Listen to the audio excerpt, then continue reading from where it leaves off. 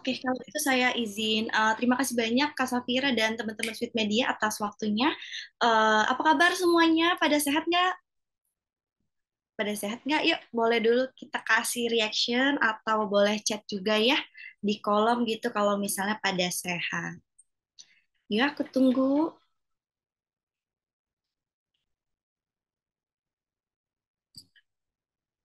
Oke, Alhamdulillah semoga semuanya selalu sehat ya. Jadi apalagi kalau misalnya kita mau tahun baruan kan ya, udah mau libur, aman, mantep Kak Manda, Kak Zara, sehat semuanya. Ini, jadi kita harus sehat juga nih ya, Kak Richard, biar kita tetap bisa nanti liburan dan sebagainya ya. Jadi sebelumnya perkenalkan teman-teman Sweet Media, perkenalkan saya Ayu Larasati, tapi teman-teman bisa panggil saya Lala. Jadi saya salah satu holistic diet coach atau nutritionist di Fit Happy ya. Kalau terkait background pendidikan, saya dari Ilmu Gizi IPB. Nah, jadi semuanya salam kenal ya. Gitu. Jadi hari ini aku mohon izin untuk sharing seputar ini seperti yang terlihat di layar ya. Jadi holistic approach to diet management. Gimana caranya kita kalau misalnya mau menurunkan berat badan atau melakukan manajemen diet yang tepat seperti apa ya. Jadi nanti kita pakai metode namanya holistic approach. Nah, jadi ngomong-ngomong soal diet manajemen nih, biasanya tuh kendala yang paling sering dihadapi gitu ya sama kita-kita adalah apa? Berat badan stuck nggak sih teman-teman? Gitu. Ada yang pernah ngerasain nggak? Kalau misalnya kayaknya udah nurunin berat, kayaknya udah ngurangin makanan banget, kayaknya misalnya udah olahraga full gitu atau apa, tapi ternyata berat badannya segitu-segitu aja. Ada yang pernah ngerasain? Boleh kalau misalnya ada yang pernah ngerasain, boleh sharing atau mungkin di chat atau apa, boleh. Ada yang pernah atau ngerasa kayaknya aman-aman aja ya ternyata dietnya. Nah, kalau misalnya nih, ada teman-teman gitu ya yang pernah merasakan hal-hal ini, sebenarnya ada beberapa hal ya. Jadi fase ini, fase yang teman-teman pernah alami ini kita sebut namanya fase plateau. Yang kayak di layar ini ya. Jadi fase plateau yang sedang dialami ketika kita sudah mengurangi kalori atau mengurangi asupan makanan. Terus juga kita sudah sering makan makanan tinggi protein ya. Terus juga olahraganya udah rutin. Tapi kenapa angka di timbangan kita kayaknya nggak turun-turun aja? Nah itu namanya fase plateau. Jadi ketika berat badan kita nggak kunjung turun. Tapi nggak perlu khawatir, karena sebenarnya fase ini cukup normal kok. Jadi memang akan dilalui gitu untuk individu-individu yang pasti yang sedang menurunkan berat badan. Ada beberapa penyebabnya beragam ya, salah satunya karena satu metabolisme yang melambat. Jadi mungkin awal-awal, kayak di grafik nih ya, awal-awal pasti berat kita turun. Misalnya kan kita biasa makan 2000 kalori, terus kita turunin ya, jadi 1.500 itu pasti udah turun berat badan.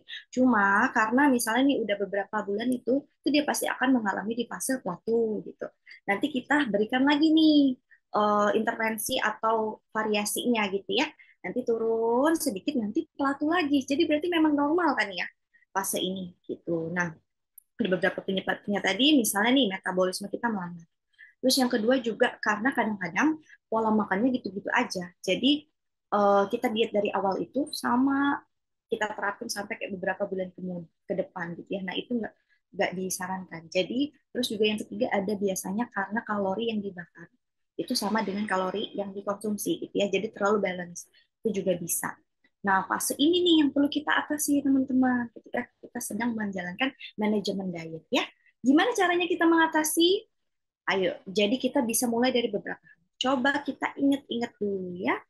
Ini. Nah, banyak hal. Jadi kita bisa ingat-ingat dulu. Satu, apakah sudah rajin olahraga? Jadi misalnya apakah olahraga kita ini sudah mencapai nilai ideal gitu ya. Terus mungkin kita udah mulai olahraga nih.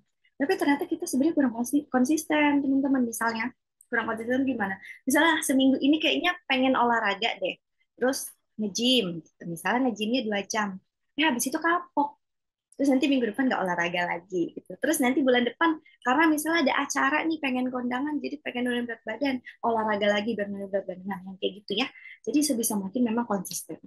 Terus yang kedua, kita coba ingat-ingat lagi tidur tidur kita ini sudah cukup belum? Sudah berkualitas belum? Jadi kita cek manajemen tidurnya ya. Apakah kurang tidur? Terus juga jam berapa start kita tidur? Teman-teman ada nggak yang suka scrolling TikTok tiap malam? Ada atau nggak ada? Atau sebenarnya semuanya nggak suka scrolling TikTok karena mungkin merasa nggak produktif gitu? Ada yang suka scroll TikTok? Oke, Kak Zahra ya. Merasa nggak Kak Zara kalau misalnya kita misalnya beres kerja ya, terus kayak scroll TikTok, ternyata tahu-tahu udah jam 11 gitu-gitu kan, tahu-tahu udah jam 12, itu kan nggak ada habisnya ya kalau kita scroll ya, ini pasti nggak ada ujungnya. Betul nggak kerasa. Nah itu jadi karena nggak ada ujungnya itu, jadi itu apa sih akan mempengaruhi ke jam tidur kita ya. Makanya kita perlu cek dulu nih jam berapa kita kalau tidur. Terus juga pada saat udah tidur nih, kita cek lagi apakah sebenarnya ketika kita tidur ada yang suka gangguin gitu ya, entah itu apalah sebagai misalnya dari notif handphone atau mungkin orang-orang sekitar kita, atau mungkin sebenarnya kita emang karena banyak pikiran misalnya jadi keganggu gitu. Itu juga bisa ya mempengaruhi. Terus yang ketiga, coba kita ingat-ingat lagi dari sisi psikologinya. Apakah kita sebenarnya bisa mengendalikan stres? Apalagi kalau misalnya kerjaan gitu ya. Kayak sekarang nih kan teman-teman kalau kerjaan pasti ada pressure gitu ya. Nah itu apakah itu sebenarnya bisa kita kendalikan? Jadi intinya ketika kita mengalami fase plateau tadi, kita perlu meningkatkan olahraga kita atau mengurangi asupan kalori kita dan sebagainya. Pokoknya kita kasih ragam intervensi lah gitu ke hal itu, karena bukan cuma dari pola makan ya sebenarnya, karena semuanya intinya itu adalah variasi dan kombinasi dari beragam hal. Makanya tadi judul PPT ini adalah holistic approach ya. Jadi memang secara holistik atau banyak hal. Nah, kita sedikit melihat ke data ya. Jadi sekarang kan populasi kita ini didominasi sama orang-orang kayak kita nih. Jadi didominasi oleh generasi muda ya, termasuk juga milenial atau Gen Z. Tapi data ini menunjukkan loh bahwa sebenarnya teman-teman ternyata kesehatan kita ini mostly lebih tua daripada usia aktual kita. Jadi jompo gitu ya. Sekarang banyak kan remaja yang jompo gitu. Nah, itu tuh sebenarnya ternyata bukan cuma eh, kita yang biasa, misal kita biasa bercanda-bercanda aja ya, kayaknya gue udah jompo banget ya sebagai, ternyata bukan cuma bercandaan itu. Nah itu ada penelitiannya ya, dan data menunjukkan bahwa memang kita sebenarnya sehatnya lebih tua dari usia aktual kita. Tuh. Nah maka dari itu, karena kita semuanya ini mungkin beberapa dari kita gitu yang merasa memang kayaknya kita mengalami fase remaja jompo itu, jadi kita berarti ada urgensi nih sebagai generasi muda untuk meningkatkan derajat kesehatan. Di mana langkahnya itu bisa kita mulai dari satu, pantau berat badan gitu ya, atau mempertahankan status gizi normal.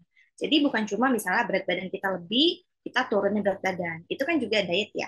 Tapi ketika berat badan kita misalnya nih underweight atau di bawah normal, itu juga perlu loh kita tingkatkan teman-teman biar status gizinya normal. Makanya tadi aku bilang kan mempertahankan status gizi normal. Jadi kita sebut dengan namanya manajemen diet tadi ya. Nah, biar kita nggak mengalami fase plateau yang aku mention sebelumnya, jadi kita perlu banget nih menerapkan si holistic approach ini untuk diet management yang tepat. Nah, gimana holistic approach ini? Jadi pertama-tama kayak di layarnya ada beberapa poin, ada 4 ya. Mulai dari balance diet, mulai dari stress management, terus juga apa? Aktivitas fisik atau olahraga ya, sama sleep hygiene. Nah, kita bahas dulu satu-satu ya. Kita mulai dari balance diet. Jadi kayak yang di layar ini namanya gizi seimbang. Teman-teman dulu pasti tahu kan, kalau dulu kita pernah mengenal namanya 4 sehat, apa? 4 sehat, 5 sempurna ya kan ya. Ada yang lupa? Ada yang masih ingat nggak 4 sehat 5 sempurna itu apa isinya? Boleh dong kalau misalnya masih ingat, boleh cek aku. Masih pada ingatnya 4 sehat 5 sempurna itu apa? Kalau zaman kita SD ya, biasanya. Itu kan dijelasin tuh sama guru 4 sehat 5 sempurna itu apa, atau mungkin sama ibu-ibu kita nih misalnya makan ayo ini biar gizinya baik gitu, makanya 4 sehat 5 sempurna. Masih ingat teman-teman 4 sehat 5 sempurna apa, atau udah pada lupa?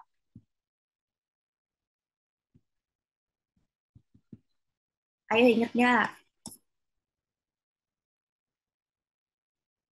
Udah pada lupa? Oke, kalau misalnya udah pada lupa, aku kasih tahu ya. Jadi sebenarnya 4 sehat 5 sempurna itu adalah ketika kita mengonsumsi makanan yang beragam gitu kan, yang 4 sehat, tapi ditambah satu asupan, yaitu apa? Susu ya kan ya, biar sempurna. Jadi intinya kalau misalnya kita nggak minum susu, berarti asupan gizi kita nggak sempurna, nggak baik gitu ya. Nah sebenarnya itu udah nggak dipakai lagi teman-teman. Jadi kita pakai namanya gizi seimbang. Makanya ini poinnya balance diet ya. Jadi gizi seimbang. Jadi si pola tadi kita ubah ke gizi seimbang. Nah, gizi seimbang ini banyak banget aspeknya. Mulai dari ini konsumsi makan makanan yang beragam juga ya tentunya. Tapi ketika kita makan itu, misalnya nih dalam satu piring kita, misal kita sarapan. Sebenarnya sarapan itu nggak cukup loh kalau misalnya kita cuma makan telur aja. Atau mungkin kita cuma makan roti selembar atau apa gitu. Karena sebenarnya sarapan itu kan tergolong ke makan utama. Makan utama itu kalau kita mengacu pada gizi seimbang tadi, usahakan selalu ada satu sumber karbohidrat ya. Teman-teman bisa pilih kalau karbohidrat mau roti nggak apa-apa roti, atau mau ubi nggak apa-apa ubi, mau nasi juga boleh. Gitu. Terus ada lagi nih dari sumber karbo kita tambahin apa? Protein. Protein ini kalau bisa kayak di sini ya. Jadi ada hewani sama nabati. Ini nih ya teman-teman yang warna pink sama kuning ini ya kalau kelihatan itu. Jadi hewani sama nabati. Terus ada juga, jadi ketika kita makan nggak cuma pakai protein doang, kita juga butuh serat dari sayur sama buah. Ini ya sayur sama buah. Itu dan beragam-beragam. Nanti aku jelasin lagi setelah ini terkait gizi seimbang. Itu. Nah, kemudian dari pola asupan ya, holistic approach ini ya udah pasti. Terus yang kedua dari manajemen stres. Sampai tadi aku bilang kan, makanya kita perlu cek sebenarnya kita sudah stabil belum gitu ya misalnya, atau nggak apa-apa sih misalnya kita cenderung gampang stres dan sebagainya, tapi gimana caranya kita bisa mengatasi stres ini ya teman-teman. Itu ya, manajemen stres. Terus yang ketiga aktivitas fisik, olahraga. Makanya tadi aku arahin juga untuk ayo kita cek sebenarnya kita udah rutin nggak olahraganya ya. Tuh. Terus yang terakhir adalah sleep hygiene, artinya tidur yang cukup. Jadi kita kalau misalnya nggak ada urgensi untuk melakukan pekerjaan gitu misalnya malam-malam jam 11 malam atau jam 12 itu kalau bisa tidur lah. Jadi kalau bisa kurangin begadang-begadangnya. Nah, jadi semua tips ini, semua metode holistic approach ini akan aku jelaskan ya setiap aspeknya setelah ini. Oke. Sekarang kita bahas dulu terkait aspek asupan atau pola makan tadi ya, atau si balance diet tadi. Nah, balance diet ini nggak cuma dari pola makan ya, makanya tadi aku bilang gizi seimbang itu luas banget. Jadi tadi aku udah jelasin terkait gizi seimbang. Sekarang kita bahas tentang nafsu makan.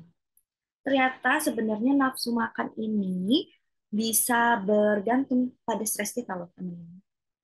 Jadi kita sebut namanya ini mind body connection ya. Jadi respon antar orang ya udah pasti beda-beda gitu. Ada nggak teman-teman yang kalau misalnya kayak pusing banget kerjaan, ujungnya nggak mau makan? Atau sebaliknya gitu, bisa pusing banget kerjaan malah pengen makan banyak. Ada yang ngerasain ini? Nah, Kamerlin ngerasain yang mana? Yang satu atau yang dua? Yang aku sebutin.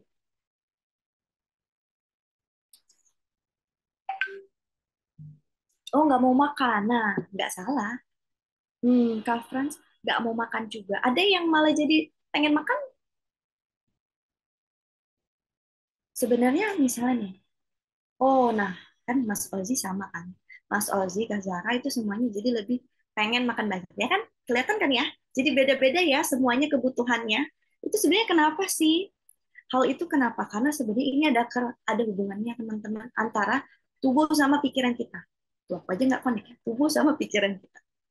Jadi ketika kita stres gitu ya, akan ada oh, oh berarti kayaknya Mas Isan tuh keren ya, Sri ya. Jadi kalau ketika kita stres itu kita mengeluarkan hormon lah ya dan sebagainya gitu. Salah satunya hormon stres. Nah, jadi ketika kita hormon stresnya keluar ini kita bisa meningkatkan dorongan makan, khususnya terkait makanan yang asin atau manis atau yang berlemak gitu ya, sebagainya. Rata-rata bukan rata-rata ya, beda-beda biasa kreatinnya. Misalnya ternyata Mas Ozi lebih suka yang asin atau Kazara tuh lebih suka yang manis gitu ya kalau lagi stres. Itu bisa. Nah, jadi nggak hanya porsinya juga ya, jadi frekuensinya juga bisa berubah. Jadi mungkin bulan kemarin karena lagi stres pengen yang manis, sekarang bulan ini pengen yang asin gitu. Itu bisa. Tapi stres ini juga bisa mempengaruhi si motivasi level kita ya. Jadi dia bikin kita tuh mencari kenyamanan, Kak, dalam bentuk makanan gitu. Atau mungkin lebih suka minum kopi gitu misalnya, atau minuman manis itu juga sama. Karena dia cenderung bikin kita tuh mencari comfort food kita yang sebenarnya. Gitu ya. Makanya mungkin kalau kita sweet tooth pasti dia nyari yang dessert gitu. Karena itu sebenarnya comfort food kita. Nah, di sisi lain, yang kayak Kak Merlin rasain, itu sebenarnya nggak salah juga. Karena ada juga loh, ketika kita stres, bikin kita nggak nafsu makan. Itu karena apa? Karena sebenarnya ketika kita stres, itu bisa mengaktifkan respon fight or flight. Gitu. Jadi menyebabkan nafsu makan kita menurun. Atau bahkan ketika kita cemas, berlebih gitu ya, atau kita overwhelmed, kewalahan gitu ya, itu juga bisa menekan dorongan nafsu makan. Jadinya ya ujungnya nggak nafsu makan. Gitu. Oke, Kak Sri, nanti pertanyaannya aku jawab setelah sesi ya. Ya. Oke, minta tolong nanti Kak Safira diingetin aja ya. Ada pertanyaan. Oke, nah jadi kita balik lagi ke respon tubuh tadi ya, terkait nafsu makan tadi yang dialami kalau kakak di sini nggak ada yang salah gitu. Jadi intinya kalau misalnya dua-duanya itu aman-aman aja. Cuma kalau dibiarin tentunya bisa berdampak buruk ya bagi kesehatan fisik sama mental kita. Ya iya dong, kalau kita ikutin nafsu makan kita, jadinya bablas gitu ya. Nah, lanjut. Intinya kalau misalnya mau, misalnya memang ngerasain itu ya nggak apa-apa diturutin sedikit gitu. Yang penting kita bisa memperbaiki mood seenggaknya ya, memperbaiki mood sedikit ya. Tapi nggak boleh terlalu berlarut-larut. Nah, kita juga punya punya kendali ya untuk itu. Nah, tadi aku udah bahas terkait pikiran ya. Tuh, terkait pikiran. Tapi kita yang suka banyak pikiran. Jadi memang perlu kita memberi banyak hal-hal yang baik ke diri sendiri. Kan udah pikiran. Jadi sekarang juga nggak cuma mental nih, tapi dari fisik juga. Karena sebenarnya tubuh, pikiran, perasaan itu kan saling berkaitan. Dalam hal fisik, kita bisa mulai dari makan makanan yang sehat, teman-teman. Makan makanan yang sehat ya. Jadi ketika kita mengonsumsi makanan yang sehat ini, sebenarnya bisa memperbaiki suasana hati atau mood kita loh. Jadi nggak cuma kita misalnya nih kita craving dessert doang. Jadi kayaknya solusinya cuma dessert doang yang bisa bikin mood kita baik, enggak juga. Jadi ketika kita makan buah misalnya itu juga bisa loh membantu kita. Karena apa? Karena ketika stres itu kan berarti sel kita tuh mengalami inflamasi ya atau peradangan atau rusak lah contohnya itu. Nah, ketika kita makan makanan yang baik, eat good food gitu ya, itu bisa meredakan inflamasi. Karena salah satunya apa? Misalnya kalau kita makan buah, di buah itu kan kaya antioksidan ini ya buahnya ya, misalnya kayak apel, pir segala macam atau jeruk itu semuanya kayak antioksidan. Nah, itu tadi bisa berpengaruh ke inflamasi tadi. Antioksidan itu berperan ke inflamasi. Nah, selain itu kalau kita bicara gizi seimbang, salah satu hal dari pilar gizi seimbang kan tadi aku sempat mention ya kalau banyak banget gitu ya gizi seimbang itu. Jadi salah satu halnya adalah kita diarahkan untuk mengonsumsi makan makanan beragam. Kenapa? Karena sebenarnya nggak ada makanan yang sempurna. Jadi kita perlu mengonsumsi makan makanan yang beragam untuk mendapatkan manfaat tertentu. Misalnya kayak di slide ini, misalnya kakak lagi pengen misalnya relax ya, misalnya tidurnya terganggu. Salah satu hal ketika kita tidurnya terganggu itu kita bisa loh meningkatkan konsumsi teh misalnya, atau misalnya kayak chamomile teh, chamomile tea gitu ya. Nah itu bisa. Jadi kita bisa cari teh, gitu. Atau ini ada contoh tehnya yang oke juga teh black tea-nya gitu ya, atau oolong dan sebagainya. Gitu. Atau misalnya nih kita lagi butuh, misalnya kalau perempuan itu kan ada siklus haid ya per bulannya, itu kan terkait ke regulasi darahnya.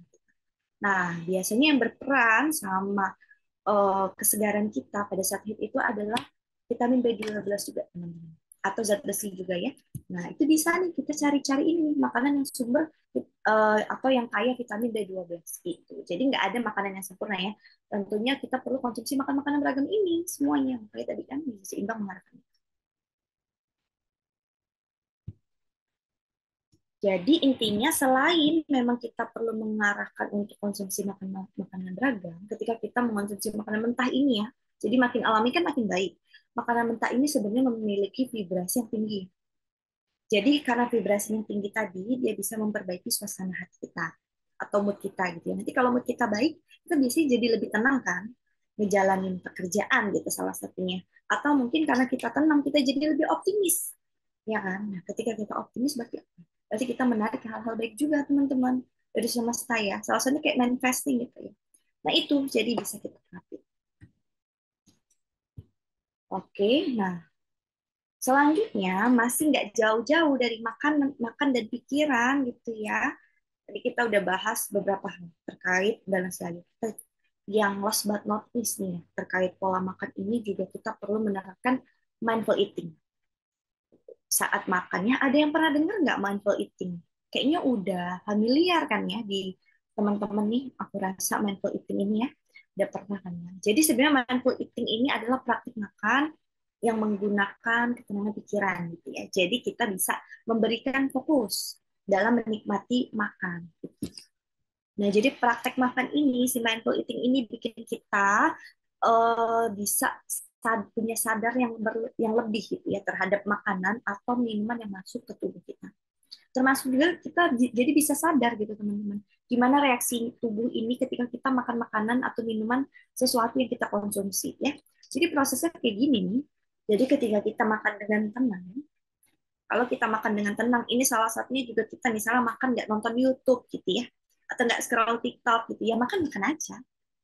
Nah itu jadi kita jadinya lebih fokus dong sama makan kan. Misal kalau kita nggak fokus, misal kita scroll TikTok atau kita sambil buka YouTube gitu ya, kita akhirnya nggak sadar loh teman-teman apa yang sebenarnya masuk ke tubuh kita ini.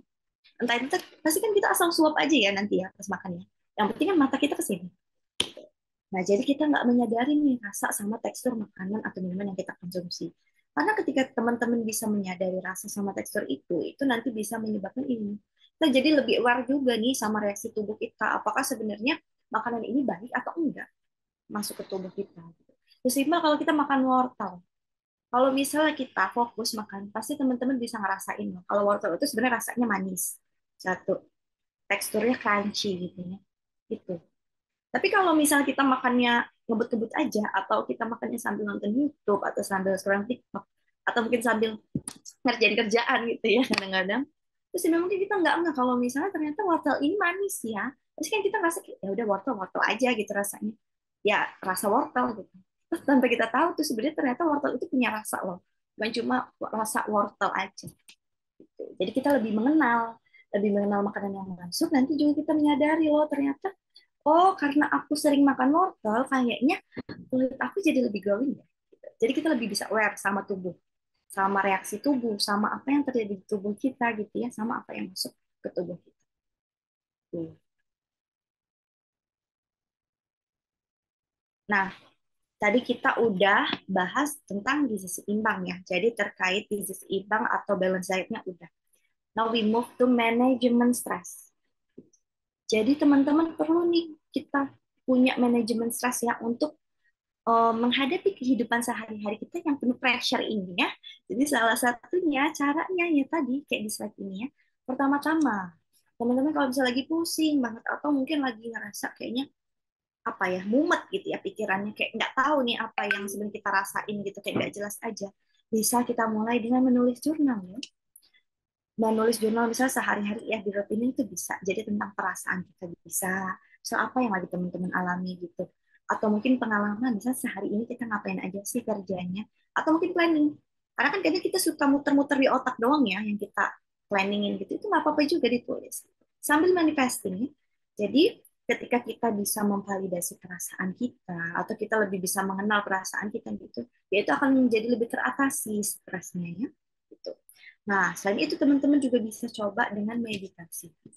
Meditasi ini kalau di sini kan arahnya pagi sama malam hari ya biar bisa apa ya membuka sama menutup hari gitu sebenarnya ini bisa juga teman-teman kalau misalnya mau pilih salah satu misalnya nggak punya waktu yang pas kalau pagi-pagi misalnya malam ya udah nggak apa-apa lakuin aja malam jadi kalau misalnya malam berarti kita lebih ke kayak merenungi gitu ya mungkin sambil bisa ini nih menulis jurnal itu sambil meditasi juga nanti bisa kita sambil setelah meditasi kita bisa tulis jurnalnya gitu ya, atau sebaliknya gitu bisa juga.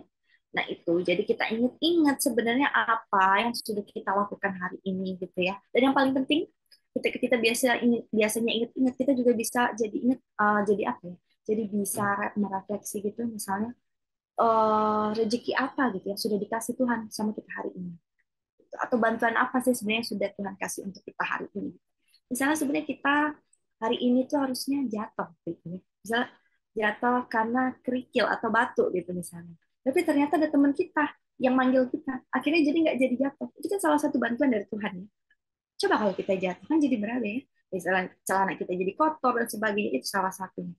Hal simpel yang seperti itu. Akhirnya kita jadi lebih bersyukur dan lebih menerima diri. Intinya menerima diri. Terus kalau kita ada waktu selain kerja gitu, misal pas weekend atau mungkin annual leave kita ya, cuti tahunan kita itu bisa dipakai untuk pergi berlibur gitu. Nggak harus jauh-jauh, pokoknya apapun lah yang versi teman-teman yang menurut teman-teman itu berlibur, ya go ahead, silahkan lakukan.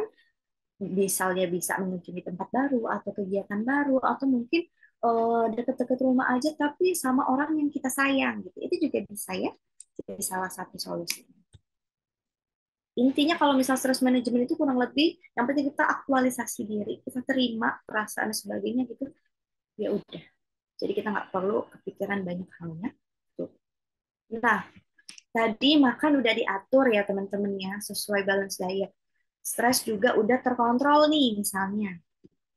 Sekarang kita apa? Sekarang kita terapin berarti olahraga ya. Ada yang masih sulit nggak buat mulai olahraga? Atau masih mager-mager? Ada? Atau semuanya udah rajin olahraga? Wah, keren banget. Ada yang masih suka mager atau mungkin bingung gitu mau mulai olahraga? Boleh kalau misalnya ini mau share di chat. Oke, kayaknya aku anggap ini mungkin semuanya rajin olahraga ya. Rajin olahraga atau mungkin mager-mager aja. Bisa dua-duanya sih ya. Jadi prinsipnya teman-teman ketika kita berolahraga gitu ya. Ini untuk teman-teman yang udah rajin olahraga nggak apa-apa, udah bagus banget. Kalian udah keren gitu ya, udah mulai olahraga karena nggak mudah ya untuk memulai itu. Gitu. Tapi jangan khawatir untuk teman-teman yang belum terbiasa olahraga juga nggak apa-apa ya. Kita bisa mulai pelan-pelan. Karena apa? Karena prinsipnya ketika kita berolahraga ini intinya progresif ya teman-teman ya.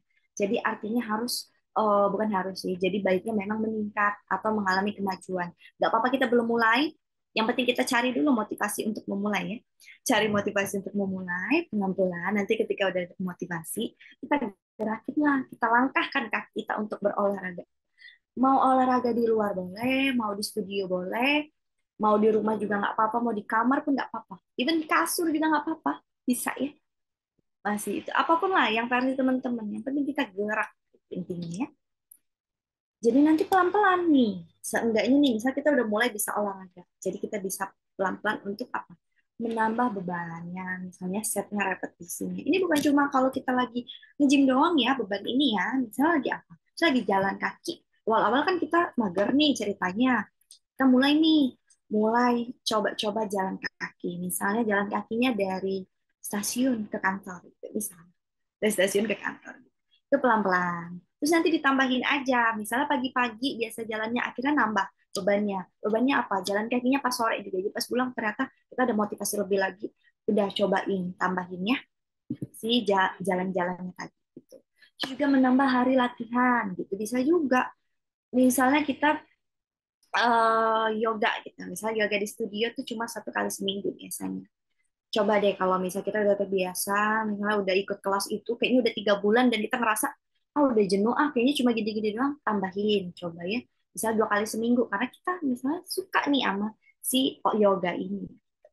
Terus juga meningkatkan kualitas teknik. Atau misalnya nih, kita awalnya yoganya di rumah gitu. Biasanya kan yoga di rumah berarti nggak ada instrukturnya ya teman-temannya. Jadi kadang kita nggak tahu nih apa yang perlu diimprove dari apa namanya dari posisinya dan sebagainya gitu ya. Nah kita bisa tingkatin kualitasnya dengan apa? Dengan kita ikut ke studionya, dengan kelasnya gitu ya. Karena kita bareng instruktur. Nanti kalau misalnya ternyata ada gerakan-gerakan yang kurang tepat gitu kan nanti bisa diimprove. Itu berarti meningkatkan latihan kita ya, progresif. Oke, bagus. Terus juga menambah jenis gerakan di program latihan. Misal teman-teman, kakak-kakak nih ada yang suka nge-gym. Gitu. Ya gitu, misalnya biasanya pakainya apa? Misalnya pakai dumbbell atau alat-alat apa gitu. Coba tambahin lagi. Biasanya pakai alat A, sekarang kita tambahin A sama B. Gitu. Terus 2 minggu kemudian A, B, C. Gitu. Sampailah nanti Z lah ya alat-alatnya. Gitu. Itu, jadi intinya adalah progresif. Diingat-ingat aja ya. Nah, last but not least. Jadi kita udah bahas apa tadi? Itu ya teman-temannya. Balance diet, terus juga manajemen stres ya kan ya, terus olahraga. Tiga ini. Berarti yang tertinggal apa? Sleep hygiene ya. Jadi terkait tidurnya. Jadi tidur ini udah penting banget untuk kesehatan kita. Jadi perlu banget nih untuk kita meningkatkan kualitas tidur atau bahkan kuantitas nih ya. Tuh, jadi kalau misalnya ada teman-teman yang suka scrolling TikTok sampai jam 2 malam, please.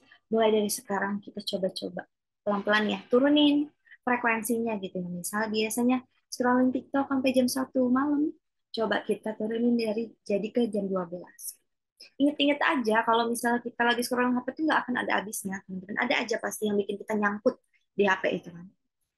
Sedangkan padahal tubuh kita nih udah harusnya tidur loh, udah harusnya beristirahat loh, karena besok kita perlu lagi nih untuk menjalani kehidupan sehari-hari lagi kan. Nah, aku punya beberapa cara untuk kita bisa meningkatkan kualitas atau bahkan kuantitas tidur kita ya.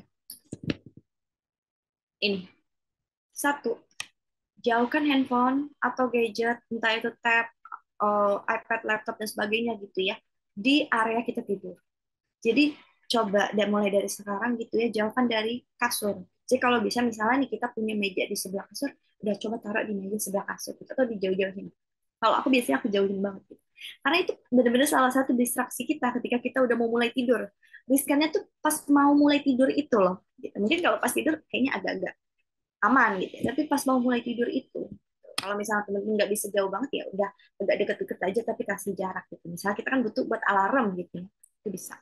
Jadi benar-benar jauhkan gadget atau teknologi lainnya lah ya yang bisa mengganggu kualitas tidur kita. Itu karena juga kadang misal pas kita tidur nih sebenarnya kita udah silent, tapi ternyata ada snooze-nya gitu ya, notifnya jadi getar gitu kan, kita pasti mungkin agak kaget gitu atau apa gitu. Jadi pas sudah tidur, kebangun lagi gitu. Terus yang kedua, oh, jadi bikin suasana tidur kita itu senyaman mungkin ya. Salah satunya adalah pastikan tempat tidur kita nyaman.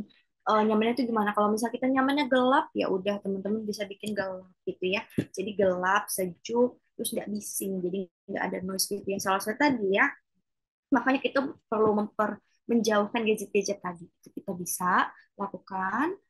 Terus soal tidur ini sebenarnya bukan cuma soal jam berapa lagi ya tidurnya ya, tapi intinya durasinya harus sehat. Jadi entah kita bangunnya pagi atau sore, selama memang durasi tidurnya konsisten, teman-teman, dan sehat, itu sebenarnya bisa membantu tubuh kita loh, menyesuaikan siklus sirkadian atau ketika kita bangun tuh lebih segar. Makanya kita perlu banget nih tidurnya konsisten. Jadi durasi tidur kita lebih baik. Jadi jangan sampai hari ini tidur jam 11, besok tidurnya jam 2 malam, besok lagi karena udah terlalu capek kayaknya tiba-tiba tidur jam 8 malam, tapi ternyata kebangun jam 2. Nah, itu kacau ya. Itu sebisa mungkin coba kita pelan-pelan atur jam tidurnya ya. Usahain aja pelan-pelan, misalnya biasa tidur jam 11, turunin 30 menit, setengah 11, tapi usahakan setiap hari seperti itu.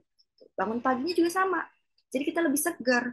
Karena sebenarnya salah satu indikator ketika kita itu apakah sebenarnya tidur kita itu sehat atau tidur kita itu udah oke atau enggak tuh dari bangun tidur sih, teman-teman.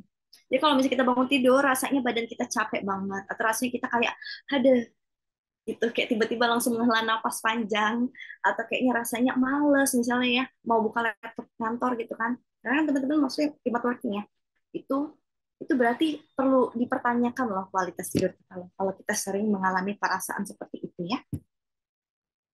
Gitu. Nah, aku punya checklist nih biar tidur kita sehat untuk teman-teman. Kira-kira ada yang udah nerapin nggak ya? Nah, tadi. Misalnya nih, dari 10 ini, teman-teman udah pernah coba nomor berapa? Dan apa dampaknya ke tidur teman-teman? Ada yang udah pernah coba dari 10 poin ini, 1 sampai 10?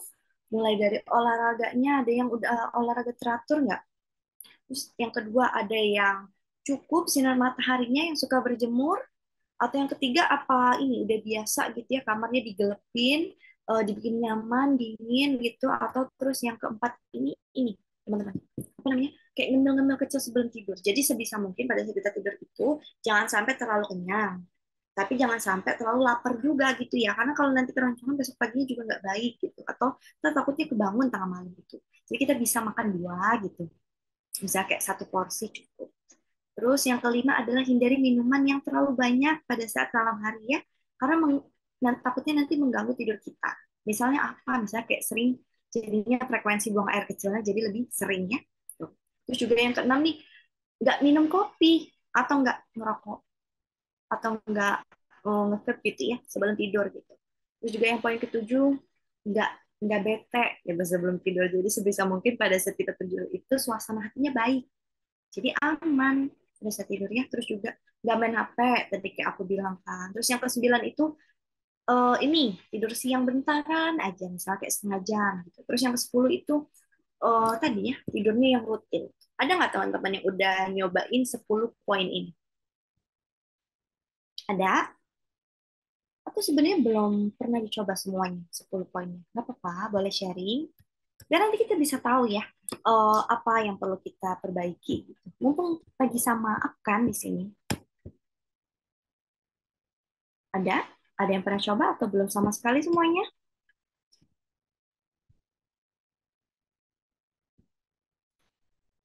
Ayo, dari 95 orangan ya berarti ini ya. Kurangin aku gitu. Ada yang pernah udah cobain nggak? Kalau aku sebenarnya ya udah udah mencoba beberapa hal sih. Cuma yang kayak yang HP susah dihindari. Kalau misalnya Kak Ozi, wah Kak Faris keren banget. Aku semuanya coach udah diterapin semua ya. Berarti oke dong tidurnya. Oke, Kak Fadila nggak semua, cuma belajar. Oke, oh ya. Tadi Kak Vicky pertanyaan berarti sudah aku jawab ya tadi ya. Kenapa menghindari minum banyak itu? Nah, jadi sebenarnya oke kalau misalnya udah ada yang semuanya dilaksanain itu udah bagus banget, keren. Dan itu perlu dipertahankan ya, perlu dikonsisten gitu.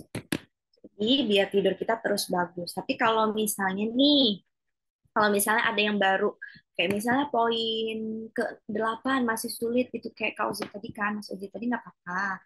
Coba nanti pelan-pelan ya, kayak tadi yang tips yang udah aku sampai ini sebelumnya bisa diterapin gitu. Atau mungkin teman-teman misalnya baru coba yang nomor 3 doang, cuma matiin lampu doang, ya nggak apa-apa. Nambahnya nanti ya, bisa kita bisa coba ke 6 ke poin 5 gitu, nggak apa-apa, nggak urut. Gitu ya. Tuh, jadi intinya ada beberapa checklist itu nanti bisa di ini ya, bisa teman-teman catat juga ya, biar bisa diterapin sehari-hari. Nah, kan agak banyak ya tadi ya penyampaian aku ya. Ada yang ngerasa pusing sama penyampaian aku atau so far aman? Semoga aman ya. Jadi karena tadi banyak, coba aku clearkan dulu ya. Jadi intinya kita harus mulai dari mana sih Kak? Kalau misalnya kita mau mengatur menerapkan si manajemen diet ini ya. Mulainya dari Oke, itu ada pertanyaan dari Kak Prayuda, nanti aku jawab setelah ini ya. Nah, jadi kita bisa mulai dari pemilihan makanannya. Dari pemilihan makanan itu tadi gimana? Pemilihan makanan. Masih ingat nggak yang aku jelasin? Berarti pemilihan makanan itu terapkan gizi seimbang ya. Gizi seimbang tadi. Jadi hindari yang makan makanan yang nggak sesuai sama gizi seimbang, hindari makan makanan instan dan sebagainya gitu. Nanti detail aku jelasin lagi itu. Selain pemilihan makanan, kita juga perlu loh di dalam pemilihan makanan ini juga ada aspek jadwal makan, teman-teman. Jadi perlu banget jadwal makan kita rutin. Jadi bukan cuma tidur tadi ya yang rutinnya, jadwal makan juga harus rutin. Karena ketika jadwal makan kita rutin, ini akan memperbaiki metabolisme tubuh. Kalau metabolisme tubuh kita baik, cepat gitu ya, itu akan membantu efektivitas penurunan berat badan. Jadi makan teratur ini misalnya nih, kita biasa sarapan, terus kita biasa makan siang, terus juga kita biasa makan malam, kayak gitu. Jadi usahakan seperti itu. Jadi jangan sampai nih, misal hari ini nggak sempet sarapan, akhirnya kita makan jam 2 siang. Besok sempet sih sarapan, terus besok sarapan jam 8. Tapi nggak sempet makan siang, tiba-tiba makan siangnya jam 3. Nah, itu kan tergolong nggak teratur ya, teman-teman. Coba nanti sambil kita pilih-pilih makanan yang baik untuk tubuh yang mana, kita juga sambil atur jadwal makannya ya. Karena itu sebenarnya kuncinya. Bukan cuma porsinya, bukan cuma jenisnya, tapi juga terkait jadwal. Terus selain itu apa? Pengendalian porsinya ya, itu. Nah, sebenarnya kalau kita bilang porsi ini terkait kebutuhan individu ini memang pasti berbeda-beda, teman-teman. Jadi nanti kalau misalnya detailnya seperti apa, teman-teman pengen tahu, nanti bisa dibantu sama aku dan teman-teman nutrisionis di Fit Happy ya. Jadi nanti ditanya aja di sana, kan teman-teman sudah pada bergabung ya. Udah banyak yang bergabung kan sama Fit Happy. Nah, tuh, nanti bisa ditanya-tanya aja kebutuhannya seperti apa, dan nanti disesuaikan, karena aku nggak bisa jawab semuanya nih. Karena kan ini ada hampir 100 orang, dan sebenarnya udah pasti beda-beda ya. Mulai dari kita jenis kelamin kita beda, usia kita beda, bahkan aktivitas fisik kita juga beda. Itu semuanya ada teman-teman kebutuhannya. Tuh. Jadi kalau makan berarti jenisnya harus diatur ya. jadwalnya harus diatur juga, porsinya harus diatur. Ada lagi apa? Selanjutnya adalah fokus pada tujuan. Fokus pada tujuan ini artinya kita perlu banget loh untuk setting goals. Biar apa? Biar progres kita yang kita lakukan tuh ya terarah gitu. Jadi kita nggak yang maju terus tanpa tujuan. Nah, biasanya kalau misal kita ada tujuan ini, kita juga jadi lebih termotivasi untuk mencapai goals ini loh. Misalnya tujuan kita pengennya apa? Nurunin berat badan gitu. Misal apa? Karena pengen kondangan, misal pengen pakai baju ini gitu. Ya udah itu kan tujuan kita. Kita pasti akan sangat termotivasi sama itu ya. Terus yang terakhir adalah evaluasi. Evaluasi ini sangat penting loh teman-teman. Jadi kita bisa mulai dari kayak tadi checklist habit ya. Salah satunya ketika kita misalnya mau cek tidur kita oke nggak, ya kita coba checklist aja habit tadi, kebiasaan baik tadi udah nggak kita lakukan gitu. Atau misalnya habit lainnya, misalnya nih kita mau turunin berat badan, kita tapi nggak biasa makan buah. Berarti kita tulis teman-teman apa things to do-nya gitu ya. Salah satunya berarti kita perlu rajin-rajin makan buah pada set meal gitu misalnya jam 10 atau jam 4 tulis. Nanti kalau kita makan kita checklist. Jadi nanti kita lebih tahu tuh perlu diimprove atau enggak gitu ya. Jadi kalau misalnya kita nggak terusin kita nggak tahu kemarin kita udah ngelakuin apa ya. Sebenarnya kita udah ngelakuin apa ya lupa gitu. Nah selain lupa kita juga jadi kurang mengapresiasi diri. Karena kalau misalnya kita ada dokumentasinya nih pasti kita jadi emes loh sama diri sendiri kayak wah ternyata minggu kemarin aku udah banyak loh makan buahnya gitu. Padahal kan sebelumnya aku nggak biasa makan buah. Nah itu bisa ya. Jadi kita lebih bisa mengapresiasi diri gitu. Bisa juga dari pengukuran berat rutin kan coba menimbang berat badan atau mengukur lingkar tubuh kan kita ceritanya mau manajemen diet ya mau cek berat badan ya entah itu ideal atau enggak gitu kita perlu dong mengukurnya biar kita tahu nih selama ini apa yang sudah kita lakukan. Nah tapi kalau misal kita bicara angka kayak gini teman-teman nggak perlu khawatir. Jadi kalau misalnya nanti ternyata angkanya nggak sesuai ekspektasi kita, teman-teman nggak perlu merasa khawatir dengan hasilnya gitu ya karena selama kita do the best gitu pasti hasilnya juga akan baik. Tapi kalau misalnya nggak sesuai ekspektasinya tinggal lakuin lagi aja sendiri. Makanya perlunya kita dokumentasi tadi kan ketika kita nggak sesuai ekspektasi kita cek nih oh apa ya yang kurang pasti ada aja teman-teman yang kurang gitu. Jadi kita tahu tuh detailnya seperti apa ya. Nah intinya nih untuk teman-teman Sweet Media yang mungkin sebenarnya mostly remote working ya benar nggak? Jadi ada beberapa hal tambahan yang perlu diterapkan ya pada saat holistic approach ini kalau teman-teman mau terapin. Yang tadi aku sebutin itu kan semuanya udah ya empat aspek tadi ya, empat cara ya. Dan ini ada beberapa hal tambahan yang bisa teman-teman teman-teman terapin gitu yang pertama. Jadi walaupun kita sibuk kerja di depan laptop gitu seharian, kita harus banget ingat-ingat minum air ya. Jadi harus cukupi kebutuhan airnya. Karena kalau kita kurang minum air, itu mekanismenya bisa kayak kita kurang makan loh. Jadi kayak lapar gitu salah satunya gitu. Jadi kalau misalnya kita lapar melulu tapi ternyata asupan makanan kita udah oke, coba cek siapa tahu airnya kurang gitu. Cairannya kurangnya usahakan itu. Terus juga meal preparation. Jadi justru sebenarnya ketika kita bisa menyiapkan makanan kita ini jauh lebih efektif. Misalnya kita coba siapin tuh pakai siklus 7 hari. Itu akan jauh lebih efektif dengan kesibukan kita yang banyak ini ya sebagai remote worker itu bisa. Nah, selain kita meal preparation, selain kita bisa lebih efektif, kita juga bisa memilih makanan yang tepat dong, ya kan? Karena kalau kita nggak prepare sendiri, biasanya kan kadang-kadang nggak sesuai gitu ya. Apalagi kalau kita mau menerapkan si gizi seimbang tadi ya. Jadi teman-teman bisa mulai dari meal preparation. Misalnya bisa dilakukan pada saat hari Minggu, pas libur atau Sabtu gitu, atau mungkin Jumat sore ini kan bisa weekend-nya, itu bisa diterapkan. Nah, jadinya ketika kita udah biasa menerapkan meal preparation ini juga bisa mengurangi kita untuk mengonsumsi apa? Proses food, makanan-makanan instan ya. Misalnya kita jadi bisa mengurangi makan makanan sosis, nugget, apa namanya?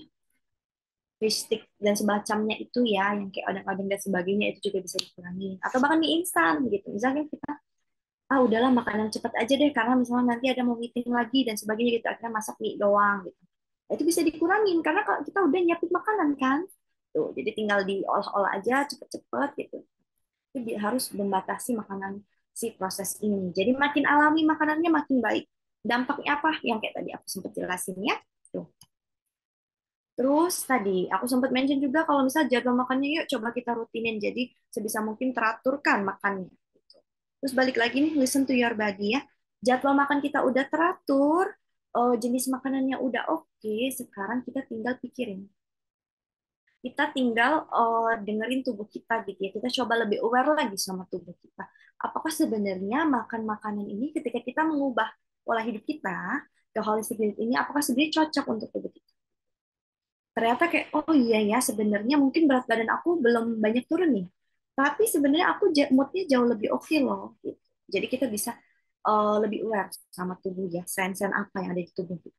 Atau selain mood kita baik, oh ternyata aku jadi nggak gampang capek jalan kaki. Saya dulu tuh aku kalau jalan kaki dari stasiun, misal mau ke kantor gitu, atau ke rumahnya, tuh kayaknya capek banget, padahal cuma 5 menit gitu. Atau dari rumah mau ke Indomaret depan, misalnya cuma 5 menit doang, capek banget parah. Itu ternyata sekarang jadi lebih fit. Jadi kita nggak gampang capek. Itu salah satu hal baik ya. Nah, makanya kita perlu mendengarkan tubuh kita ini seperti apa. Yang dia pengen, yang dia butuh, yang dia rasakan. Nah, bonusnya ketika kita bisa atur pola makan gitu ya, kita juga sambil bisa istirahat loh, teman-teman.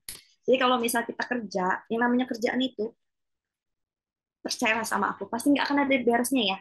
Teman-teman ngerjain kerjaan A gitu, misalnya belum deadline gitu ya udah pasti kan akan kita tambah lagi ya kerjaan yang lain gitu. Sedangkan tubuh kita ini udah butuh loh jadwal makan misalnya jam 12 siang, jam 1 siang tuh udah harusnya makan siang, tapi kita usahain kayak nanggung ini ngerjain aja dulu dikit ini itu nanggung-nanggung kayak gitu ujung-ujung ntar jam 3 sore gitu kan. Ya tadi kayak aku bilang namanya kerjaan pasti nggak akan beres, jadi kita perlu memutuskan gitu ya kita harus take breaks jadi kita istirahat sambil kita atur pola makan kita juga sambil kita mengistirahat pikiran kita, karena ketika kita istirahat kita akan kerjanya jauh lebih efektif loh nanti loh kalau memang udah istirahat gitu ya.